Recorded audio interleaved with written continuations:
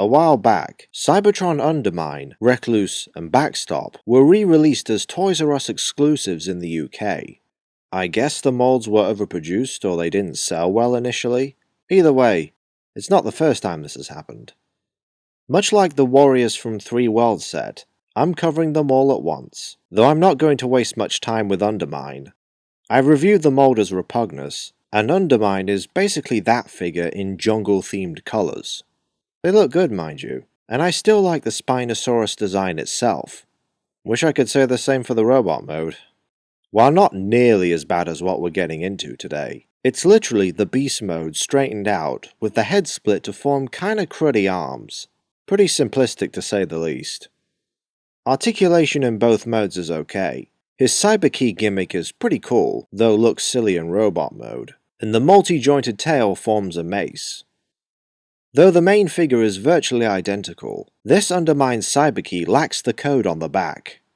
Check out TF Wiki for info. Whichever version you have, the mold isn't awful, just not one of Cybertron's best.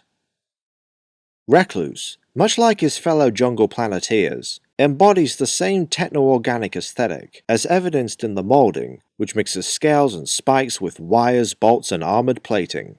In fact, the jungle planet designs are somewhat similar to the Beast Machine's Maximals, except the proportions aren't really exaggerated.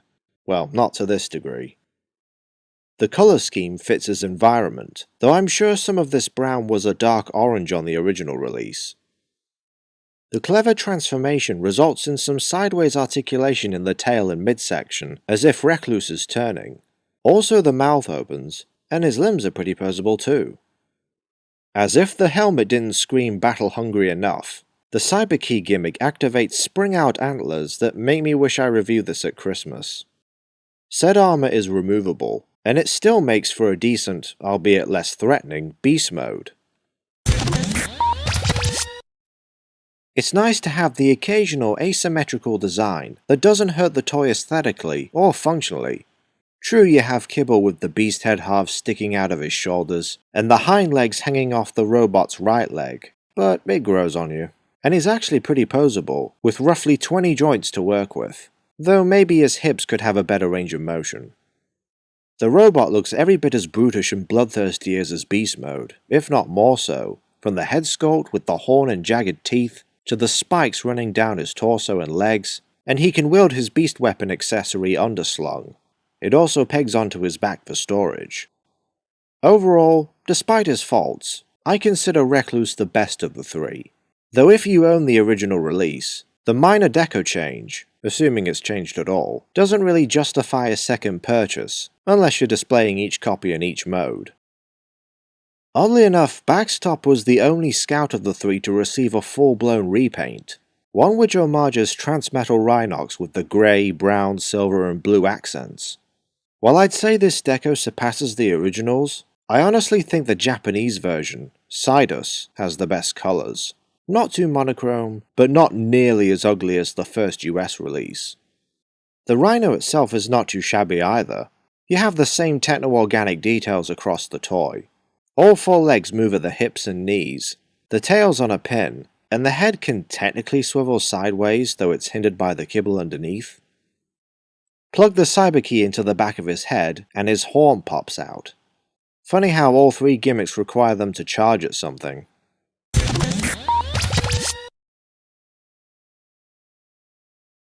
What the hell is this? No, really, what am I looking at? Okay, I like the uniqueness of his transformation. Things like the front and rear legs merging to form each robot leg is admittedly kind of creative, but he really needs a larger toy to pull it off, as it does a huge number on his articulation. You have hips, elbows, and shoulders. That's it. To say nothing of how utterly hideous he looks. On that note, talk about being dealt a hand. It's a giant scoop formed from the rhino's backside. One of the fingers is actually the tail, which is still posable. Well, nothing dodgy here. Funnily enough, there was a prototype with an actual left arm and hand that was later redesigned. Can't imagine why. if you so choose, the Cyberkey gimmick still works here. In short, while not without positives, this is not the ideal old Mentor design in my eyes. All three should be fairly easy to track down online, and fairly cheap at that. Even then, Recluse is the only worthwhile purchase. Undermine's so-so, and Backstop? Well, if you're into laughably bad bot modes, you're gonna love him. Still, it's not like the Scout/Basic size class gets much worse than this. I'll just play the clip.